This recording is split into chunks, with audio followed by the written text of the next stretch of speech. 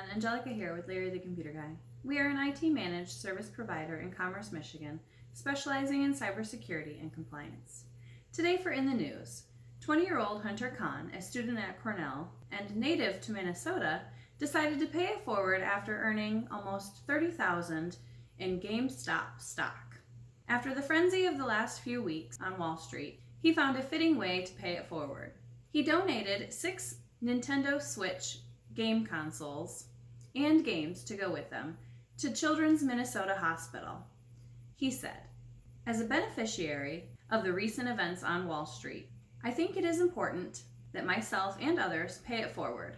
These events have highlighted a lot of corruption, and with this transfer of power, it is important that we don't become men in suits ourselves. I'm proud to announce my humble donation of 6 Nintendo Switch consoles and games to go with them to the Children's Minnesota Hospital. Can't stop, won't stop, GameStop." I think that's a pretty great way to pay it forward, Hunter. Hope you enjoyed this story, and I hope you have a great week.